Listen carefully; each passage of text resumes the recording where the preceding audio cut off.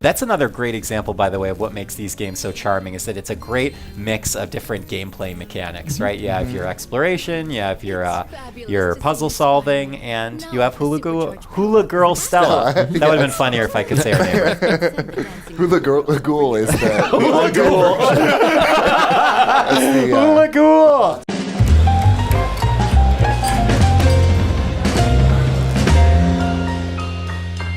Hello, my friends, and welcome back to PlayStation Underground. On today's show, we are playing Spyro Reignited Trilogy, which is out on PS4, September 21st. I am joined by some Toys for Bob folks, senior producers Peter Kavik and Nick Livingston, and art director Josh Nadelberg. Gentlemen, welcome to the program. Hello. Hey. Oh, hello. It is good to have all of you here. We are actually taking a look at Idle Springs, which is a level in the second game of the trilogy. And Nick, if I can start with you, this is kind of one of the first deeper dives of Game 2 that we're seeing, correct? Yes, it is. One of the first levels we're showing off is Idle Springs. They've locked us out of our temples and stolen our food. Oh no! So yes, I wanted to give Foreman Bob a chance to speak and not talk over him, but this level is all about foremen who have been wronged by idle monsters. The big thing about Spyro 2, the big difference between Spyro 2 and Spyro 1 is whereas Spyro 1 was all about collecting dragons and rescuing dragons, Spyro 2 introduced this whole other world of NPCs and mini games and challenges to explore and do. And, I want to know where that hammer came from, by the way. That the snuck foreman, that into his pocket. You never know. The foremen are mysterious, and they will not share that with you. Some secrets will go to the grave of the foreman. That's true. We've asked them. So Spyro 2 also introduced swimming. So in Spyro 1, you could not swim. In Spyro 2, you can, obviously, as Rustin, who's playing right now and killing it, is showing you. And Spyro is able to swim safely as a dragon. This is good to know. He is. He is waterproof. Well, he learned a lot from the first game. Moneybags teaches it. Yeah. Spyro 2, that's right, for a small fee. We're locked in here with all our tools, and the giant idle heads won't let the workers in unless we can solve the 3 puzzles they brought. Okay, got it, bud. The voices are so fun. The voice is so I good. love Foreman Bud. If you have trouble, come back and talk to me. Okay, bud. Yeah. Hold on a second. Quick lore question here. Yeah. Do all the foremen in the universe have names that start with B? Oh, yeah. Yes! For sure. Oh, I love it. And for us, we want to get this right. The most important thing for all your work is to make sure all the foremen have B names. But truly, though, like this project has been a particularly challenging and wonderful opportunity for us because fans care so much about every detail, and we do too, and we want to get it right. So, so all the characters have the same names, and that's all we've done. No, all the characters have the same names. All the art has been lovingly recrafted. Sorry, you got this, dude. It's been lovingly recrafted. All of the levels are. So we actually built a tool for this game so that we could make sure that we were getting all of the gameplay exactly right. So we built this tool called Spyroscope, which allowed us to, because we didn't have access to the original assets, we had to build this tool internally that allowed us to extract all of the original mesh, original placements, and even the pathing of the characters, so we could bring that into this modern recreation that we're doing now. So I remember when I first saw it at one of our engineers' desks, I was blown away, and it's been a huge undertaking for us to get this right, but for us, getting this exactly right for the fans is This idol something we says take he's super hungry and seriously. won't be satisfied until he's swallowed 10 fish. So watch what kind of fish. You know what, bud? I also have a sensitive stomach, and I understand. Sometimes 10 fish, you have to make sure I love that they're it all cooked reminds you properly. that the idol is very picky. Yes, I love the very idol. picky. Yeah, and that's another thing, is just the amount of variety in these games is really bananas. There are idol monsters, there are hockey players, it is just those, and no other examples. Oh, no, nothing else. Just hockey players and idols. No, there are it's- capybaras driving cars and boats. Josh, can you just list some of the things in these games? Some of the over 400 characters. Because it is amazing the amount of content that Josh specifically has led the art direction on. And Oh my done God! amazing But job. an amazing team of talented concept artists and modelers and animators. Like, I can't tell you how much effort went into bringing this world back to life. Like Nick was just saying, there's 3 games with over 100 levels and 500 plus characters, maybe 600. I haven't counted Yeah. 10 recently. million. But yeah, we took the original characters from those games 20 years ago and tried to do our best job of maintaining the spirits of those characters, bringing as much new energy to them as we could, and the team really just stepped up. And I kind of want to overemphasize this. It's, for our audience, it's not like you guys took the Spyro games and just turned a dial up and you're like, I'm just gonna turn up the visuals to 11 and it's gonna look way better. By the way, I if mean, you're this aware is, of where that dial exists, please let us know. Oh yeah, please. Oh my God. We lost it. that's actually exactly what we did. but Josh, to the point though, is that this is very much, as we were talking about before, a craft for your studio. I mean, you guys had to go in there and by hand and very meticulously kind of go over everything. Every inch of the world, every character.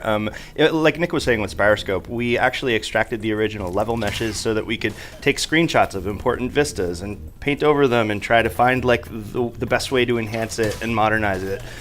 We did that with the environments, we did that with the characters, we did that with literally everything. The animations, we looked at what the original animation looks like and we riffed off of that. Like we were trying to be as reverential to the original stuff as we could possibly be, and there were some cases where we took our liberties where we thought we could improve upon things or make things more fun and playful, because that's kind of what Toys for Bob is about, is like finding great wacky things that get us psyched. So for example, we just saw the idol who had a metal shield, and these guys all have like marshmallows on sticks, so we turned his metal shield into the top of a barbecue. Of course, because why wouldn't you? Because why wouldn't an idol who has a hot dog on a stick also have a barbecue? Yeah, of course. Peter, maybe you can speak to this too, because you've been awfully quiet over I there, have been. sir. I just chime in a little bit, that's all. But tell us a little bit about, I know that exploration is key in this game. I mean, is that something that you guys embraced during the development process? Yeah, I mean, that's part of the heart of what made the original games, especially, like, for me, I can speak clearly for me, but it's this world of awe and wonder. Like, you're a little kid out there saving all of the other dragons and helping all these worlds become, like, free. So making sure that all of the pieces were coming together to give you the sense of wonder and awe as you're exploring and finding all these new places in this gigantic world was key. And now we're going to see another little puzzle action here. Yeah, another little puzzle. Oh, bud. Can we install this giant glowing stone dance floor into my home? Yeah, that would be really nice to have. I We feel can. it would really bring the room together, I think. I like that it also gives you difficulty level for the challenges. It does, yeah. That is in parity with the original games. You're like, and we chose those at random. There's no rhyme or reason to the difficulty settings. That's right. We feel it out. We just feel it out.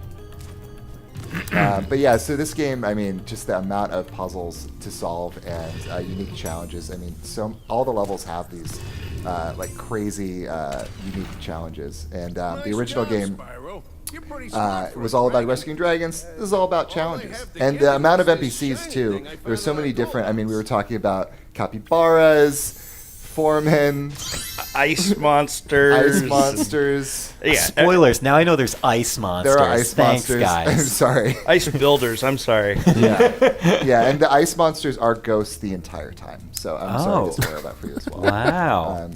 I would have never known. No.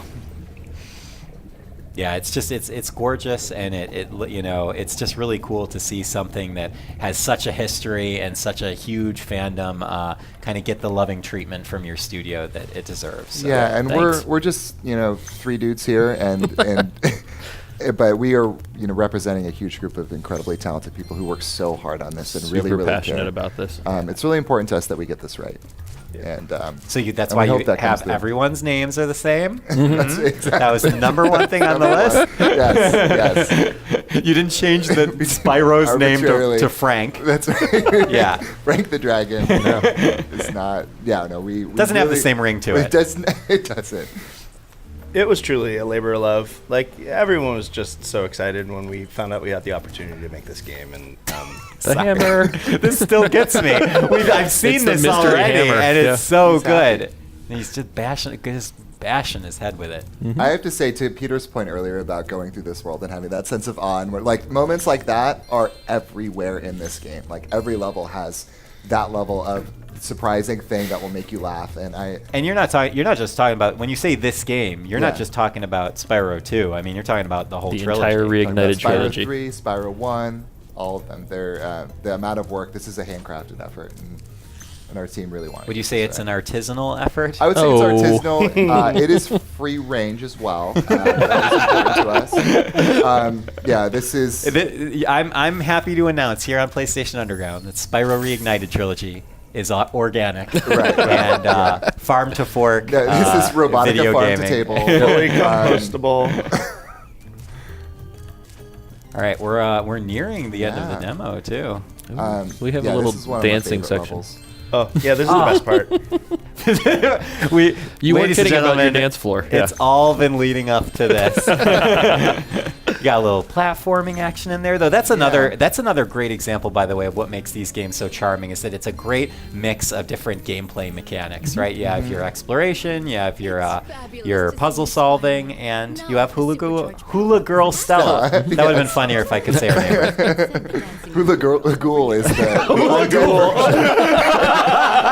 Hula Ghoul. haunted version. Yes. But no, seriously, like this. I mean, the games are all about exploration and discovery and puzzle solving. And for us, when remastering this, we wanted the Reignited Trilogy to honor the original game. So from a gameplay perspective, Nice. we wanted to keep it the same because the game's already fun. People love these games. So we wanted to find ways to modernize and improve things where we could. For example, we now have camera control on the right stick, and we made some choices to honor the originals, but they're amazing games already. I just cut Hula Girl Stella off. And No, that's okay because now we can celebrate with a dance routine. Oh yeah. Ladies and gentlemen, this has been an amazing look at Spyro Reignited. Spyro Reignited Trilogy is out September 21st on PS4. Peter, Nick, and Josh, thank you, gentlemen, all so much for joining me on the program. And until next time, this has been PlayStation Underground. We'll see you soon.